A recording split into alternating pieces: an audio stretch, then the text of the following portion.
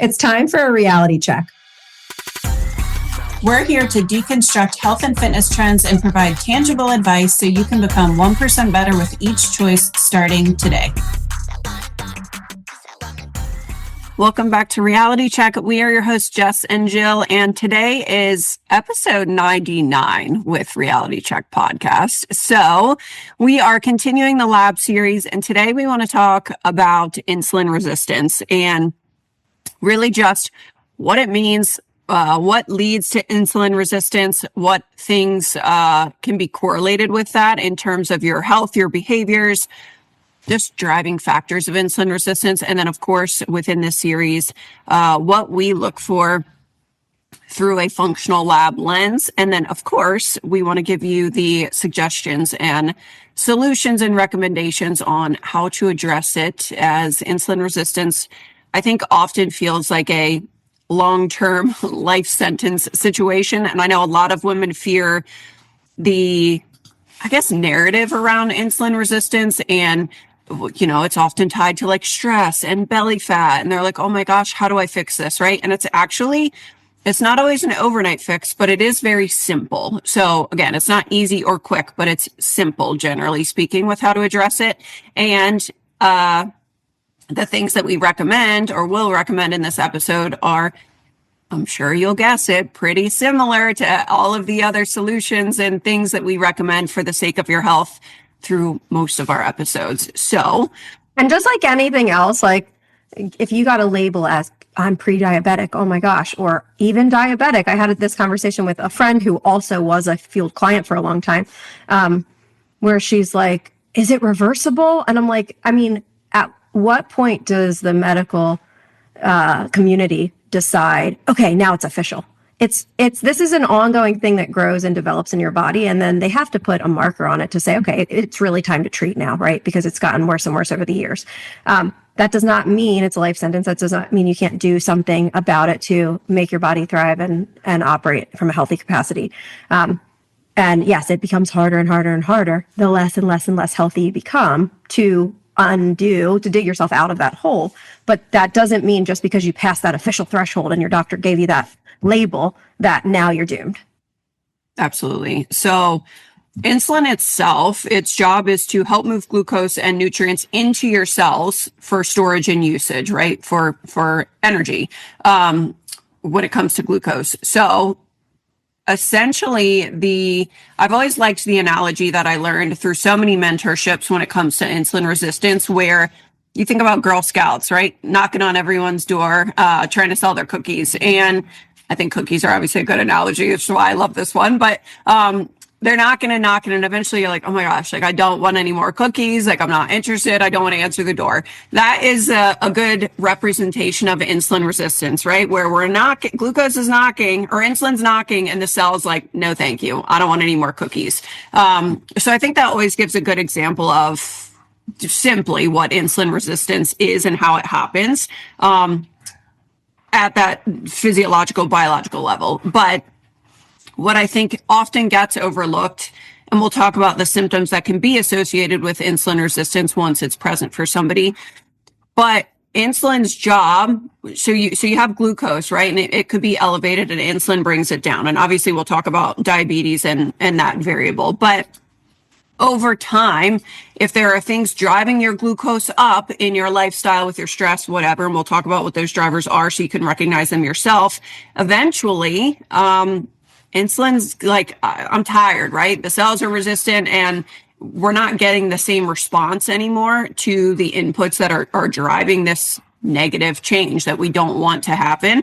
And eventually, glucose will start to creep up on your labs, and your A1C will start to creep up on your labs. So that's what we want to avoid, somebody getting to that point, right? Where their cells are resistant. And again, it's not a life sentence. We're going to talk about how you reverse this, but just know that this is something that can linger for a very long time before it is true insulin resistance, because the body is doing its job to compensate. And it's like, all right, you're really like putting me to work here, but like I'm trying, I'm keeping the glucose down. And then eventually it's like, all right, I'm tired. Like I need a freaking break. So that's a very simple explanation of insulin resistance, but it could be years and years and years of that developing. So it's not just blood sugar in and of itself. It's like how our body is utilizing its resources, which generally speaking, I think overarching problem with conventional medicine versus a more proactive health approach is exactly that, is not acknowledging the compensatory state that a body lives in for a long time, right? So it's these things that are happening over time that we're like, okay, well, it could lead to this, but like you're not there yet, and we want to get ahead of that curve ultimately. And our body has all of these functions, and then it has balancing functions for these certain things. I say that because I've had women in the past as clients who have been like, oh, no, I'm not eating blueberries because that spikes my glucose. And it's like, well, yeah, that's what it's supposed to do, right? Yeah. So just because your glucose spikes doesn't mean that's a bad thing. Cortisol, right? Everybody now is talking about stress hormones. Okay, that's what it's supposed to do in the morning. It's supposed to rise up and give us energy. And then as it weans off at the end of the day, our melatonin kicks on and helps us sleep. It's supposed to do that to give us energy, okay? So if we eat a piece of fruit, yes, our glucose rises temporarily. That's not a problem. That's giving us energy. So I can go, it makes my brain function having this conversation right now. Exists. So I can go work out, right? Or it spikes from a cortisol spike, right? If something really scary happens, my cortisol goes up. I have this short-term fear or fight or flight response, right? Then my glucose goes to give us that, I can run away from danger energy, right? So you are supposed to give yourself energy, and carbohydrates are the source of that. We want the whole system to be in balance so that it is not trying to fight itself. It does not mean anytime your glucose rises because you ate a meal that something's wrong with that. That's a great point. It's generally when it becomes a chronic problem, not an acute problem. So you could be in a super short-term stressful period of life. Your body's going to do what it does, right? And help you get through that. I moved across the country, very stressful period of my life, but it's short term. Your body compensates internally for that, where, I was awake and grinding with moving boxes and loading trucks for way longer than I'm tired after a 60-minute workout. Like your body gives you what it needs to get through, right? That's its job, is to recognize those things that happen in life. So it's more when it becomes chronic, which is certainly the case when it comes to insulin resistance and its pattern. Yeah. So first we're going to kind of walk through the mechanisms of what is insulin? How does our body produce and fire out glucose? What is it for? What are the functional versus optimal, or functional versus traditional lab ranges? We want to go over all of that. And then we're going to walk you guys through, okay, how can I actually improve my own numbers? What are the things that are driving this? What are the things that I can pull back on to heal my own body and get me disposing of glucose more efficiently over the course of time? So with that, with labs specifically, so I gave that analogy, and when cells stop responding to that signal, the body's producing more and more insulin to get the job done, because it's like, hey, you're not doing what I told you to do, like knock, knock.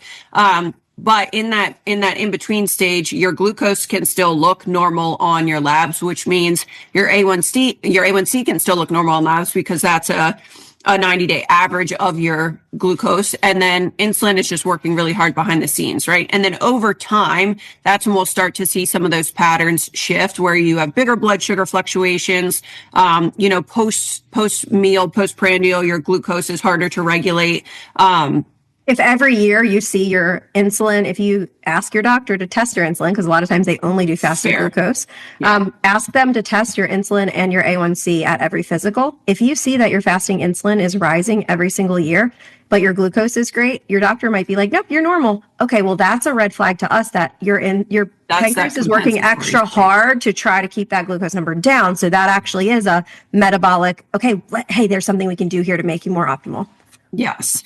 So a normal glucose does not mean good insulin sensitivity, but we want to help you guys recognize that compensatory state, because that's where so many people live for so long with insulin and insulin resistance and so many other conditions. So, and we've helped a lot of women reduce these numbers and become in more healthy states without any GLP-1s. I say that because I know that currently is a very common tool to use. So we'll touch on that also as a tool and how to get the most out of it in a healthy way. But from basic nutritional changes, from adding muscle mass, because muscle is a glucose disposing tissue, from prioritizing sleep and recovery, reducing stress modalities, without ever eliminating or reducing carbs. We have had so many clients come to us and be like, oh my gosh, my doctor told me that these numbers are better, right? So I just want to insert that in there. Again, there's a lot of lifestyle stuff we can do. Yeah. Yeah. And we don't, conventional a lot of times waits for that glucose to start trending up, A1C to trend up, getting to more like, oh, you're pre-diabetic. And it's like, all right, well, how long have we been sitting in this gray area, right? Where we're creeping up. So what actually drives insulin resistance in your life and your inputs that you can obviously audit and recognize. And as always, it's never one isolated thing. Like, please don't ever listen to this and be like, oh, I have insulin resistance because I do that. Like, we got to look at the full picture ultimately, right? But these are the main drivers of patterns that we see associated with insulin resistance. Jess just said muscle. We'll talk about GLPs, but lower muscle mass and lower insulin sensitive tissue make that glucose disposal less efficient. So to Jess's point, the first thing when anyone has insulin resistance, I'm like, we got to get you lifted. Do we lift weights? We got to get you pushing. Do we lift weights? Yeah. Well, so and that's second, always body composition. So not just muscle, but if you have too much body fat, that's a problem. If you are under muscled, that's a problem. If you have the two paired together, it is exponentially worse for you. So again, I say this because there's a lot of women who are like rail thin, who you wouldn't look at and think, oh, they are at risk of diabetes, but they're super under muscled. So they actually do have these insulin resistance patterns. This is not something we have notes on today, but this is very important to me. And like, this is one of those core reasons why I do what I do. So much of this physical health stuff impacts mental health. And they're now calling dementia and Alzheimer's type 3 diabetes. Like, if we don't get this stuff in check, you're at a much higher risk later in life to also have dementia, which is a really scary thing, right? If I say, that's fine if my insulin's a little bit high, right now, that's fine. But I want to live a really good, long quality of life where I know who my people are and I can be around my family and all of that, right? Without that's a really scary reality for a lot of people. And this can lead to that. I'm actually glad you touched on that too. And it's scary, but good to see the research and the information about that coming out for people to recognize. And I do think, I read somewhere recently that for the first time, like ever in the history of time, people are being more driven by health reasons than just weight loss, which I think is incredible, right? That people are recognizing like, okay, it's not just about number and how close fit, and it's still fine to have those goals and aesthetic goals and all of that. I'm not saying that, but a lot of times that's the way that you come in the door to the fitness journey or whatever. And we see this a lot with our clients where I'm like, oh, this stuff is they think that this is what they need. Yeah. Meanwhile, we're on the back end, like by the time they leave, they're going to realize like, wow, this changed my quality of life. And I can't believe how much energy I have and my relationships are better. And there's all these other things that become the reason you continue, even though you started for the physique reason. So true. So body composition, muscle, those are going to be obviously the first things that we work on. And I actually do want to add one more caveat to that, is that we have a lot of clients where their doctor says, oh, you are pre-diabetic or you have X, Y, and Z, you need to lose weight.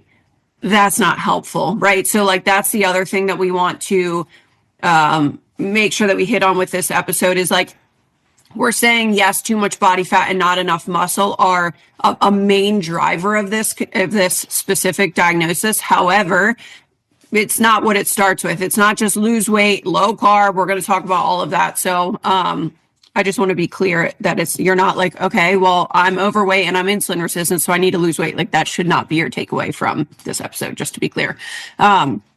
However, leading into that, I think this is especially prevalent since 2020, and this major lifestyle shift that the whole world has is inactivity and a more sedentary lifestyle. I think that, I look back, I did it just like everyone else did with COVID. I'm like, I am going to be hot and healthy and in shape. I'm going to take advantage of this time.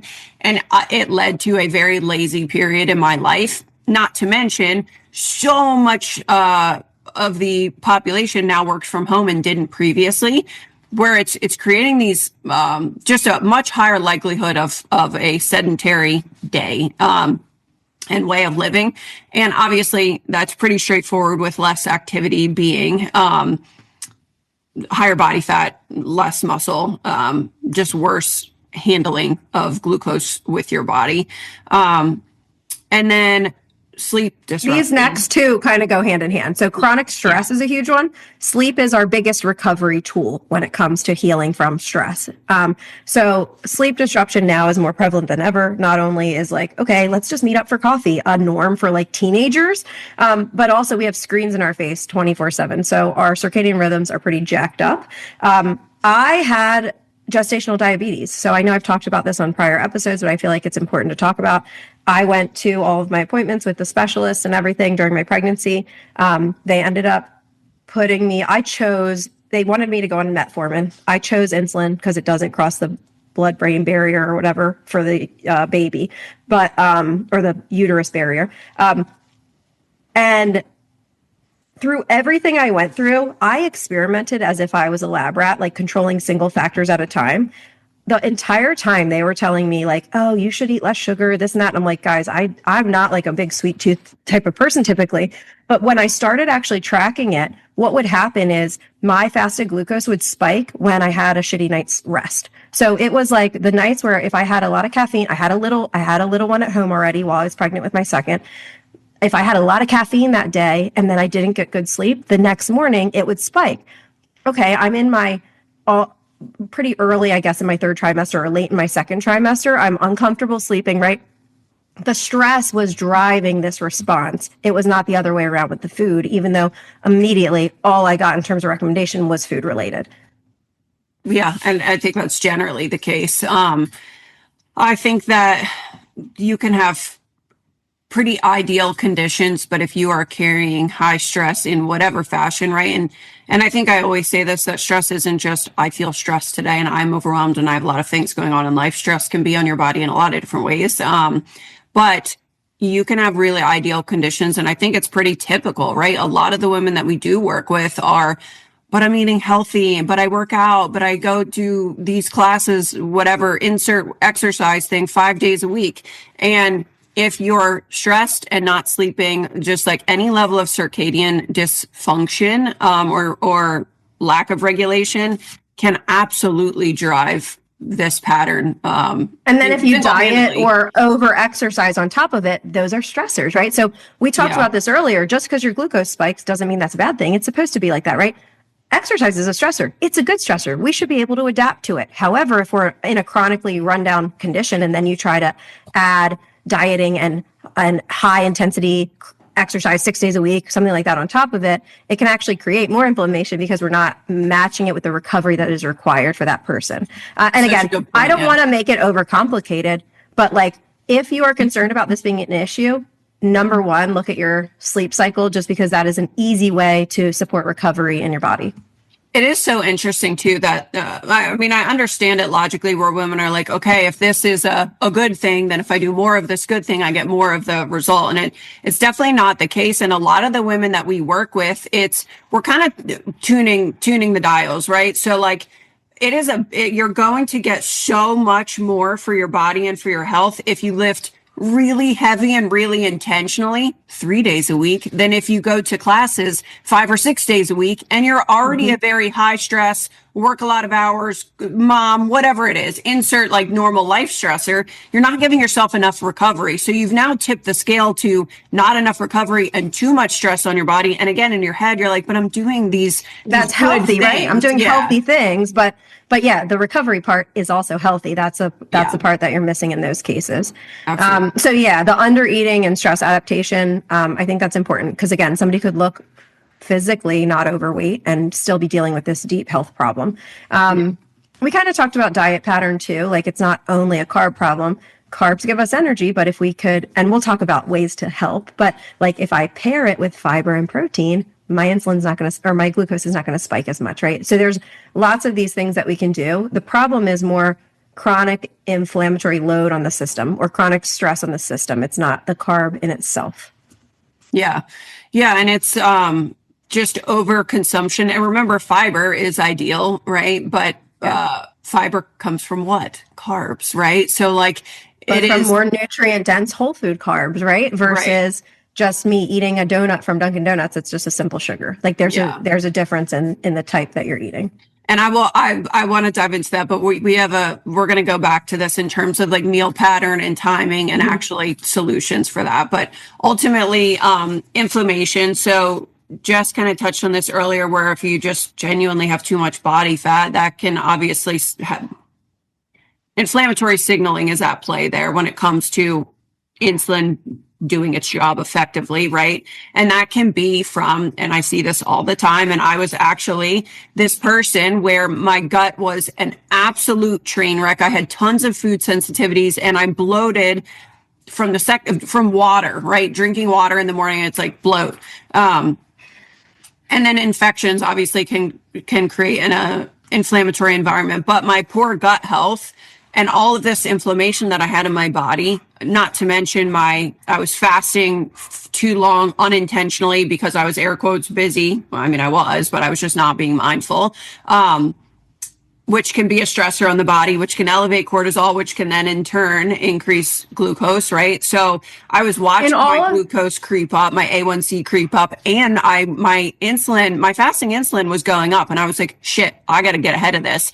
And addressing my gut, obviously it wasn't just, take some gut supplements and your insulin resistance goes away. It was, I pulled the inflammation. I gave my body tons of fiber and nutrients and good balanced meals and better meal timing. And I stopped skipping breakfast and I was more mindful of my sleep. And then all of a sudden I didn't have to take inositol or whatever supplement people take because they think it helps their blood sugar. Fix the stuff that's driving that pattern. And just like all the different examples you gave, the insulin resistance is eventually a trickle down from these other things. It is not in itself a problem that we need to say, oh, let me go treat that thing, which again, I am guilty of being like, I'll just take some berberine because that'll short term help lower it, right? Same thing that people do with their thyroid medicines. I'm just going to lower my TSH by taking these other medicines, but I'm not figuring out the root cause. Then it's going to continue building because your body is trying to fight this thing, even though the number might look good on paper, right? Or it might temporarily improve on paper, I ought to say. It's still over the course of time not going to improve unless you go upstream to what originally caused the issue. For sure. And then again, with inflammation, I mean, insulin resistance is heavily tied to PCOS cases, right? And again, I think people see PCOS and insulin resistance as this like lifelong sentence of this like inferior body aesthetically and health wise that they have to accept. And it's like, no, actually, we just have to go to what drove this pattern, obviously, and address it at the root. And then same with thyroid and liver. Those patterns can worsen the regulation of glucose in our body and then insulin and how effectively it does its job or not, right?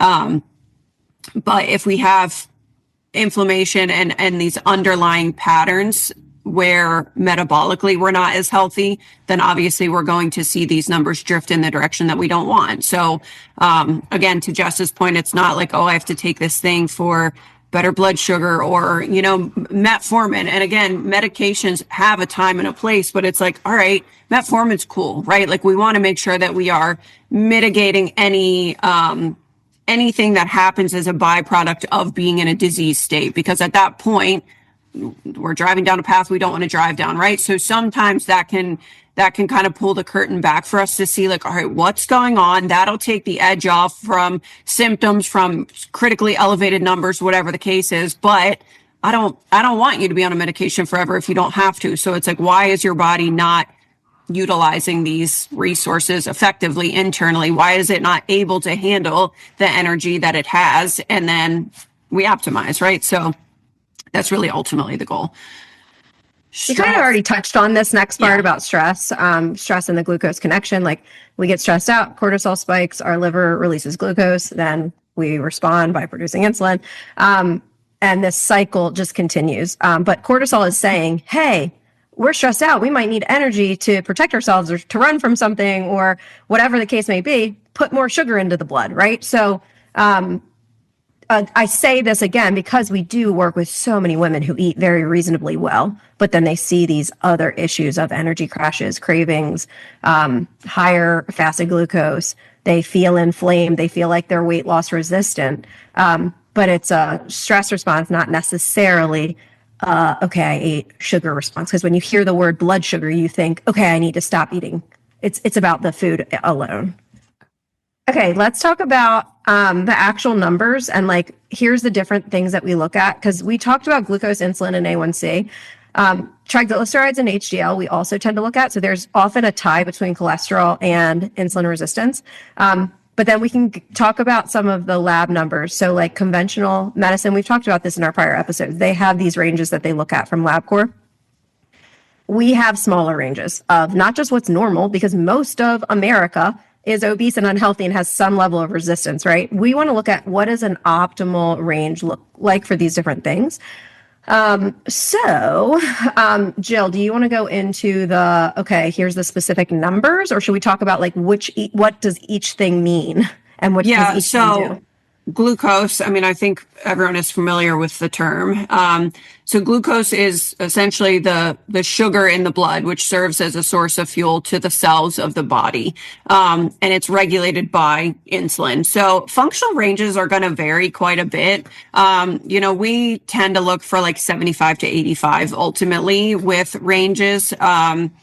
Again, you always want to look at trends too. So mine right now is in the high 90s, but it's lower than it used to be because every single year it's improving. My fasting insulin has been improving for the last couple of years. So again, I'm not freaking out and saying, oh no, I shouldn't eat carbs. It's like, cool, I'm moving in the right direction from my prior labs.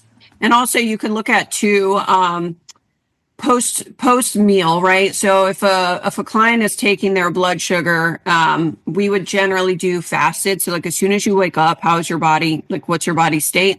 And then generally like 90 minutes to 2 hours after a meal, you would check it. Now you might see somebody that you're like, dang, they're still like 100 plus 90 minutes after a meal, but maybe 2.5 hours, they're within range, right? So it's like, all right, now we can start to look at some of these patterns and where your body is maybe like compensating or falling a little bit short in regulating those things. And then we know what we need to optimize, right? So glucose obviously is very commonly drawn on labs. The other thing is also that it's just a very quick snapshot in that. That's what I was going to say. Yeah. So also glucose, I mentioned this earlier. If I have a really poor night's sleep, my glucose might look higher one night or one morning, even if my fasting insulin is not rising at all, my A1C is fine. So you want to look at that as a snapshot, but with these other numbers, because if that in itself is high, but you don't know what your insulin or A1C is, you don't want to panic. You might be fine.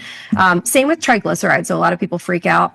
They can elevate more short term. So we want to look at the whole pattern with cholesterol, not just at that one single number on that one single snapshot.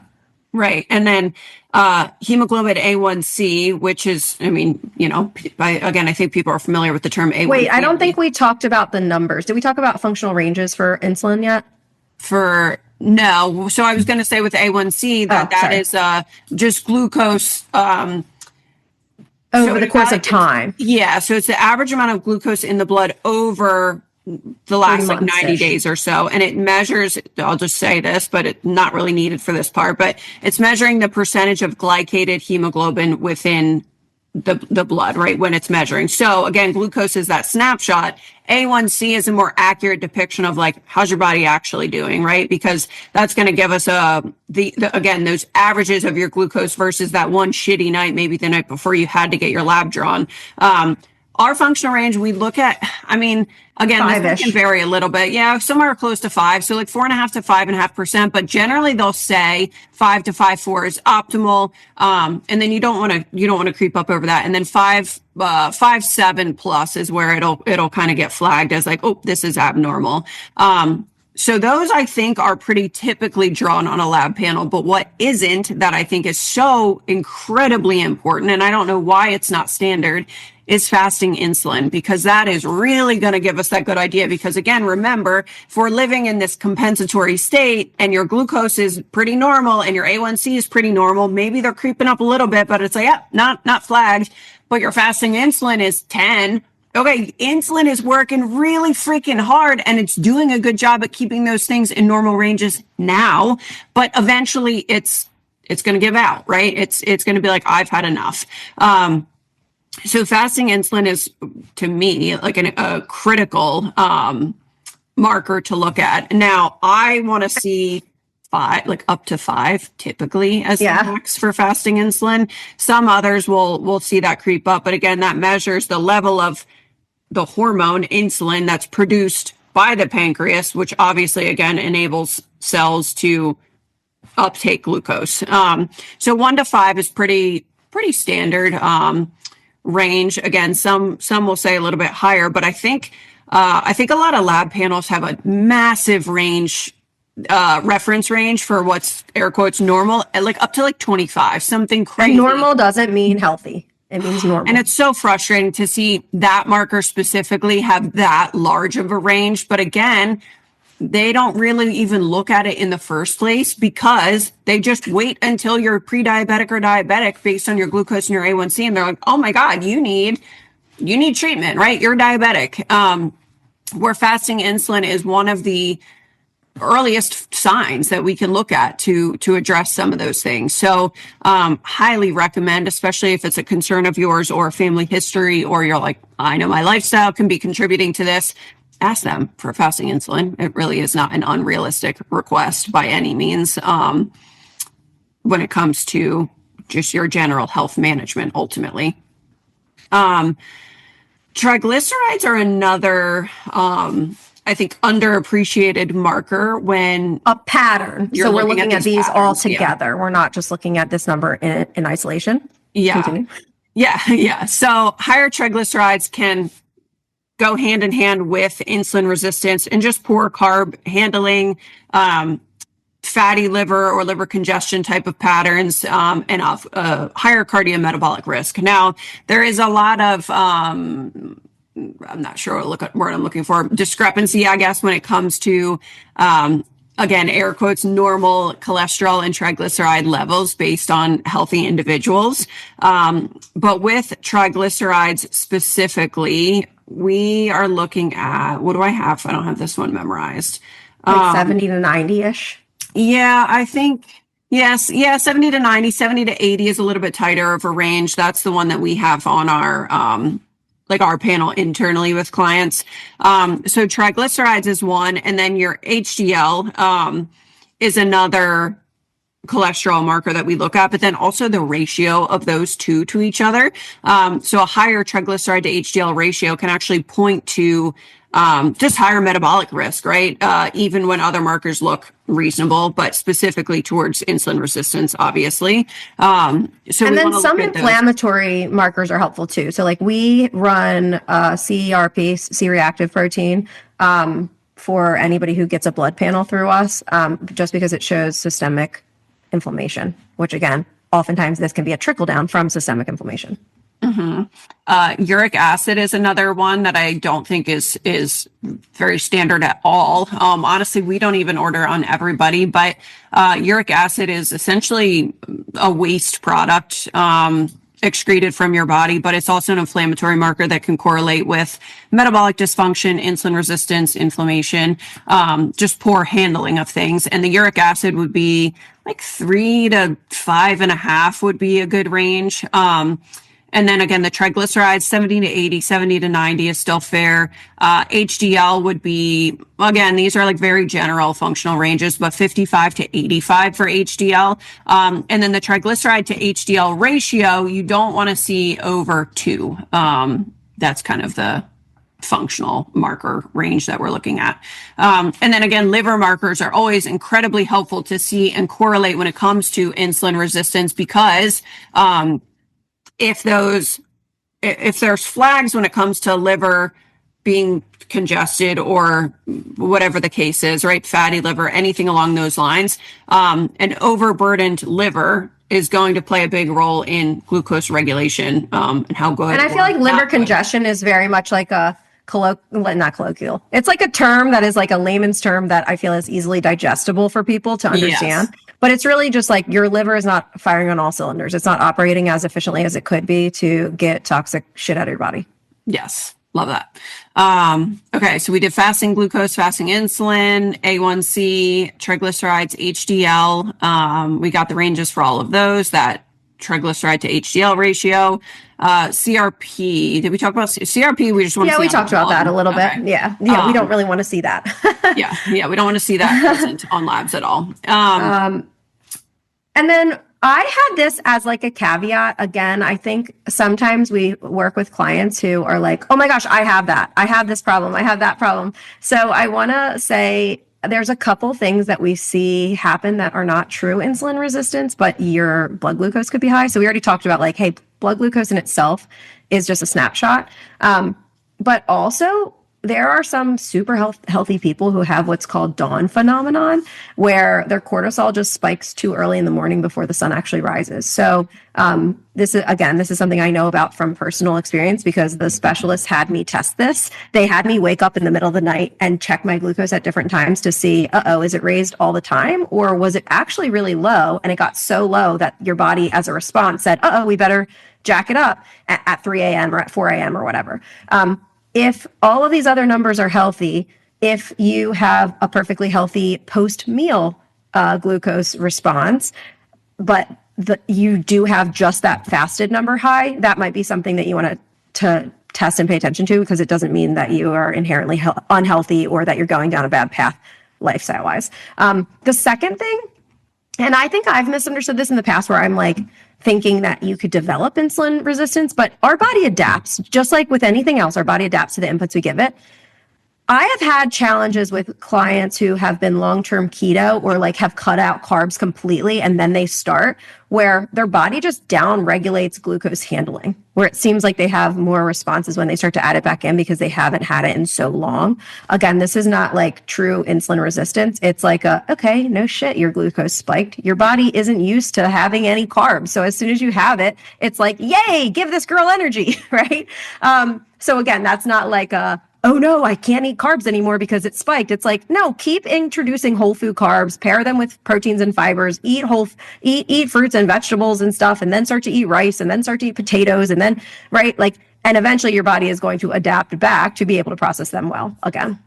Yes. So when we're looking at these types, so again, behaviorally, I think that's like the first line of defense that people head to for got to cut carbs, right? And I don't think that's the fault of general population, because I think that is certainly the narrative that is put out. Honestly, even with diabetics, right? Like a lot of times it's low carb, and it's like, man, if we just ate lots of whole foods and protein, fiber, and healthy fats in our meals, like it would be a totally different narrative, I think. If I also think that there's a like, okay, if a doctor sees a positive outcome because somebody has been obese and just overeating calories, if you restrict any one thing, you're likely going to just have less calories in your system. So I also think that there's this point to causation rather than correlation, because if somebody does cut out all carbs and they were somebody who had like a donut for breakfast, cake with their dinner, whatever, like if they overindulge in carbs and then they just cut them out, they're probably going to lose some weight, and their body composition is probably going to become a little bit healthier if they were in that profile. So I see why somebody might give that advice right off the bat, thinking that they're doing this person a service. We're not going to spike it as frequently, but also they end up losing weight. But the weight isn't because of the carbs, it's because of the caloric restriction. Not to mention reducing carbs, which is your body's preferred energy source. And the other health benefits to having carbs, especially metabolically and thyroid health and all of these other factors, like we can just be more mindful. We can have a smarter approach to it, where we're not creating other problems because we're, I guess, shortcutting. I don't know if that's necessarily the right thing, but like it's an easy thing to say, oh, just cut carbs if you have XYZ thing, right? Versus saying like, build a healthy plate and this is how much protein you should have and fiber, and learning how to build healthier meals and time. But we're not creating a healthier cellular response. Like we're not improving insulin sensitivity at the cellular level by doing that. We're just creating a short-term effect. So it can actually reduce your metabolic flexibility over time, like we talked about with the keto people, right? And again, when we have somebody who's been restricting calories or carbs for an extended period of time, which is almost every woman that comes to us to some degree in our program, when we take them through the reverse dieting process, which is that strategic increase of calories over a period of time, a little bit at a time, right? We're not doing that overnight. What happens is, and I think this is where people get confused or reverse dieting can get misconstrued, is we are adding more food and more fuel, which is in turn going to drive up non-exercise activity, right? Because they just have more energy in their body. And this is not like a conscious thing generally. Like your body down regulates those fidgeting extra movements outside of exercise. So we're adding calories, which is giving your body more energy, which is improving things health-wise because we're removing a stressor off the body. But as we're adding more calories and more fuel, we are shuttling that to a structured strength training program and building more muscle, right? And all of these other factors that are paired along with that. So we are starting to teach your body how to use more energy, right? And again, it's a little bit over time, but also we're using that very intentionally and strategically through building more muscle, which in turn, as we've talked about, helps a lot of health benefits, but obviously helps when it comes to insulin resistance specifically. So we want to kind of get into, okay, what actually helps? Which things should I do? And within that, I would like to add in, okay, here's all the things we would recommend lifestyle-wise. Also, a lot of people are turning to GLP support, so how it can help or how it could hurt you if you're utilizing it in the wrong way. So I want to go over all of that. So we just talked about building muscle, obviously. But pairing your carbs with protein and fiber slows that glucose spike and improves your insulin resistance. So it doesn't mean you can't have carbs, but pair your carbs with a vegetable or pick a high fiber carb or eat your eggs 2 minutes before you start downing that bagel, right? Like have the protein and the fiber first or with it, and it will naturally reduce that spike. Another really big one is taking a walk after your meal.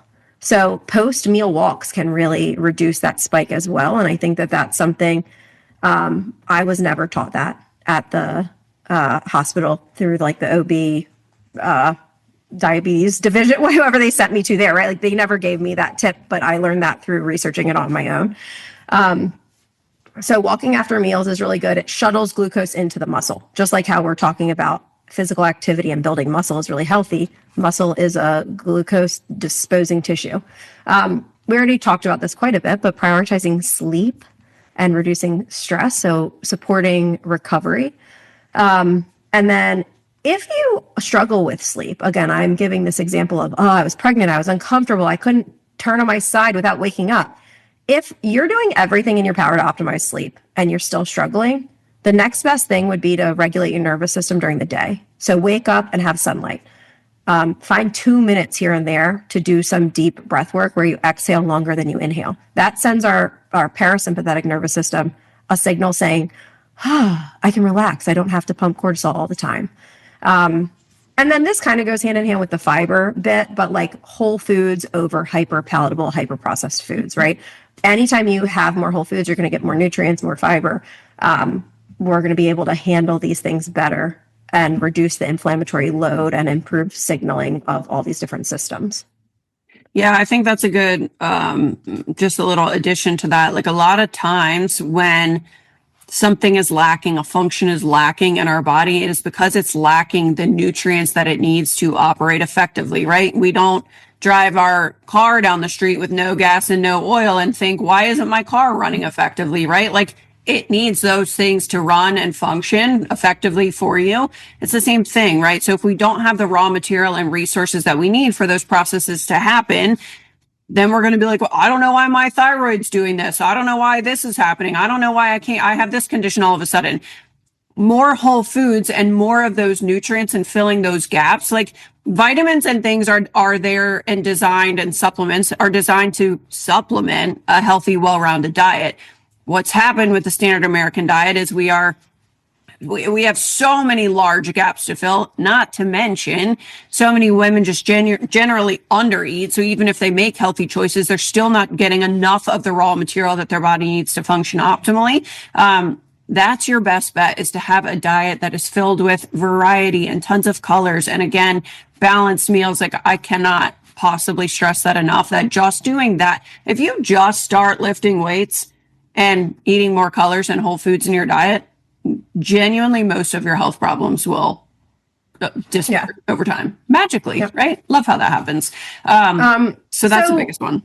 So the GLP bit, because again, I've heard everybody and their mom is taking it for insulin resistance, even though they just want to lose 5 pounds, right? Like, so that is touted as the reason for it, because originally these drugs, Ozempic, tirzepatide, or semaglutide and tirzepatide are the two most common types, but they have all these brand names, Ozempic, Moderna, whatever. They were first used for diabetic patients specifically because they do increase insulin secretion. So they help clear glucose more effectively. They reduce appetite, so you have less overall intake, so you end up having weight loss, so you end up improving insulin sensitivity indirectly, right? Now, that is what a lot of people they think, oh, great, this is just healthy, right? Like, more of a good thing is healthy. If I keep losing weight, that's healthier.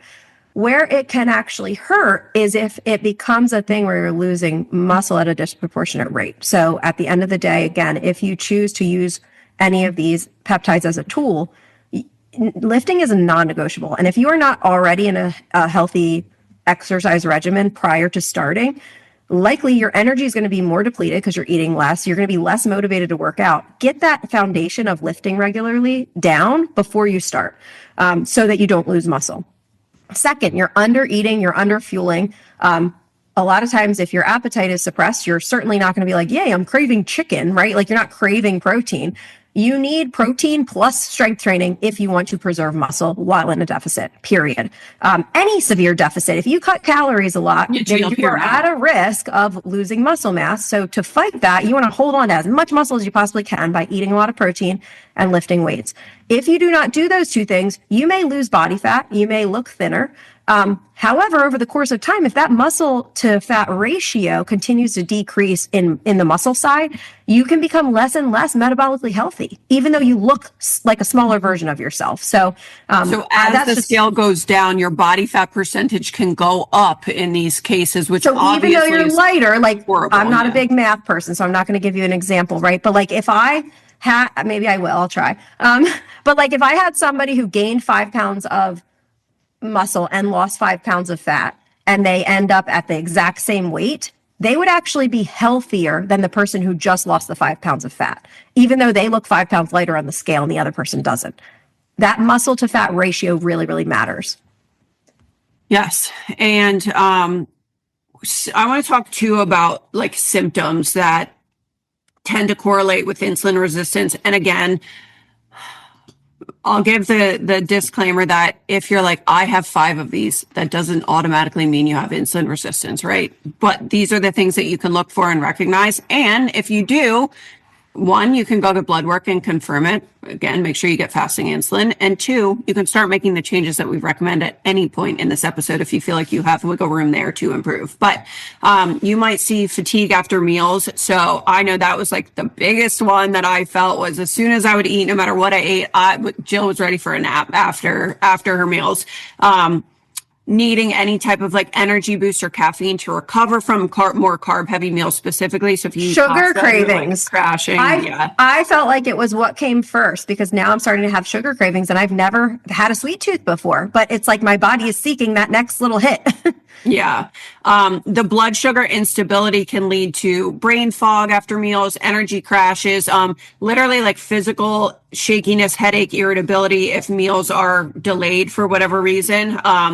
Afternoon cravings, specifically waking up hungry in the middle of the night, more central abdominal belly fat gain. I don't even want to say this one, but difficulty leaning out despite consistency. So that insulin resistance and insulin resistance, I will say, actually is inflammatory in and of itself, right? So if you have that environment that's inflammatory, that absolutely can create an environment where you're less metabolically healthy and losing body fat is more difficult. That just means that it's harder to get into a calorie deficit. You may have to cut lower. We've talked about this with PCOS and with thyroid.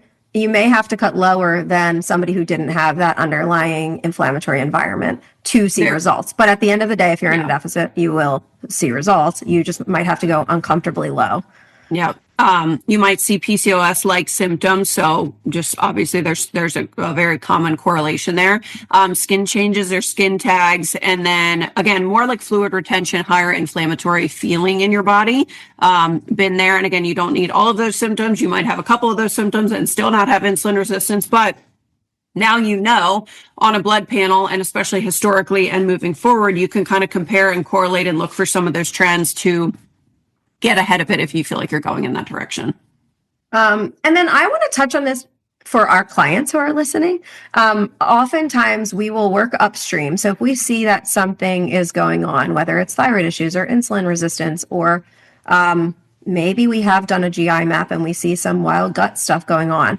A lot of times we will start with the liver and getting the liver to optimize first. And part of that is just really nourishing up with micronutrients, with polyphenols, with stuff that gets our gallbladder and liver pumping out bile a little bit more. And it's paired with anti-inflammatory type things. So we're increasing our omega-3s, we're reducing stress. We actually pull out workouts during this protocol, and we just increase steps, walking outside, breath work, things like that. So I think it's surprising for a lot of clients because we have them actually increase their carb load during this time. However, their carbs are coming strictly from plant sources, so very high fiber, nutrient dense sources, where we're giving the body a really safe environment to heal and to operate at its fullest. So even though we increase carbs and actually reduce proteins and fats during this time, and we're at a high calorie amount with mostly fruits, vegetables, potatoes, oftentimes after this, we see insulin sensitivity start to improve just from us reducing inflammatory load. So a lot of times we'll actually start with that before we then go do a very specified gut protocol for something that we see. And to be clear, if you took your labs, a snapshot midway through detox or gut protocol, you might be like, oh my gosh, it's going to get worse. Yeah, this looks terrible. This isn't working for me. It is absolutely going to get worse before it gets better as we are turning all the lights back on inside, right? And ramping up function and pushing all this stuff out at once. It's going to skew things for a second. And, we're especially mindful with clients where we see poor signs of like detox effectiveness, but also like fertility, for example. This is a big one where people are like, I have all these gut issues, but I want to have a baby tomorrow. And it's like, all right, well, we can't do both of those things at once because temporarily going through this, it's not a guarantee, but any level of like detox or course correction here or kill phases is going to temporarily skew even sex hormones. And we want to optimize that for fertility, right? So it's not that it's a bad thing. It's just hey, this might delay things a little bit more than you want, right? And it's but then it becomes more optimal. Yeah. But then it becomes more optimal on the other side. So like creating a better environment. A lot with clients. Again, there's these trickle downs that are happening. Okay, if we do a gut protocol and we stir up this, then now that we've got this bad bacteria that we killed off, now we're starting to repopulate the good bacteria, whatever. Women's cycles will be off for a couple months. And then by the time it gets back to regular, they're like, oh my gosh, I can't remember the last time I didn't have PMS symptoms or headaches or whatever the case may be. My periods are more regular now, but usually it takes this swing for, I would say like 1 to 3 months before it's then, okay, wow, now I'm actually thriving way better than I was before. And again, there's these trickle down mechanisms to every single one of these little things, but it's absolutely this cycle of, okay, a lot of times we can do support the liver, then support the gut, and then sex hormones start to correct themselves.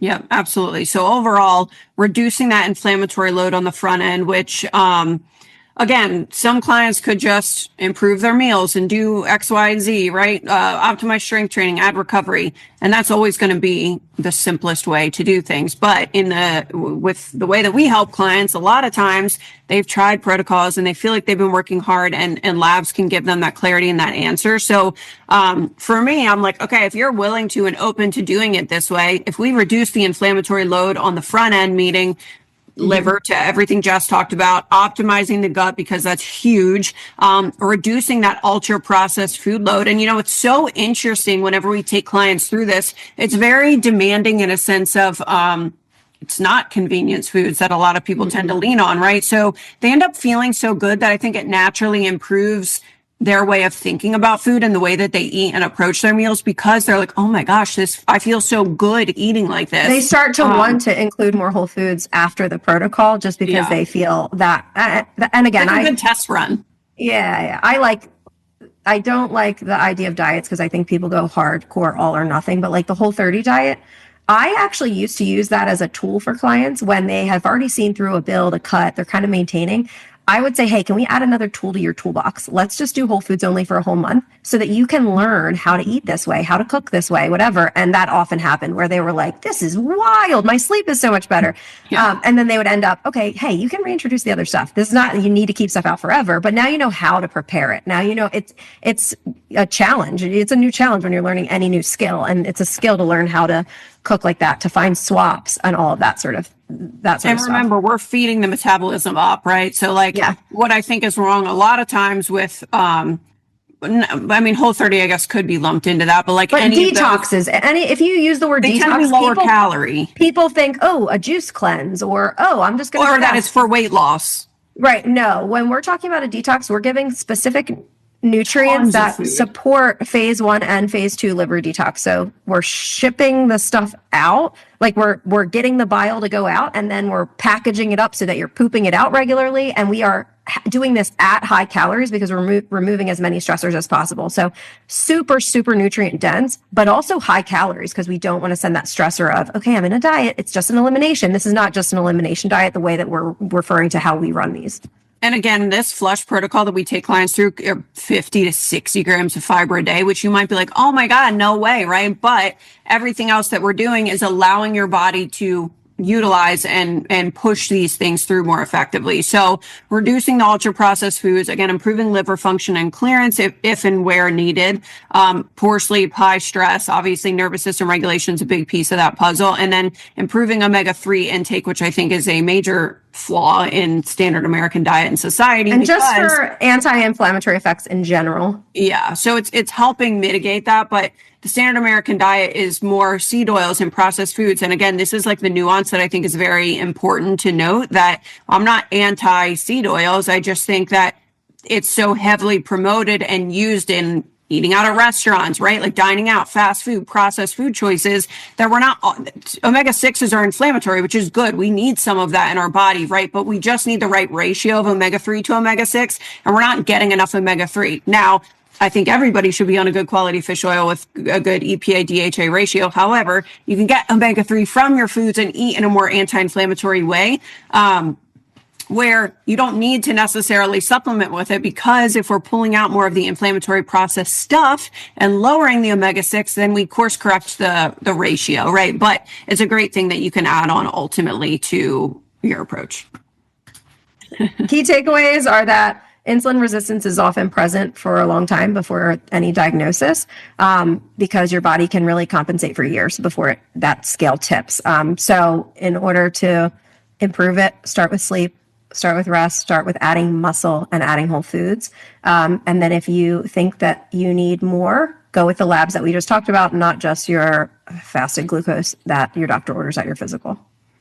Hopefully that helps you really think about insulin resistance in a different way and know that it's not a life sentence. And again, we want to always arm listeners with the tools that they need to be more proactive with their health and their approach, but also be able to advocate for themselves more effectively. Because if you understand your body better, then you're going to know and recognize some of those signs and things to look for and ask for and discuss, so that you can live a life of longevity and health and movement and food flexibility and all of those things. So that is all for this episode. We will see you guys for the next episode, 100th episode of Reality Check Podcast, which is so fun. So we'll see you guys next time.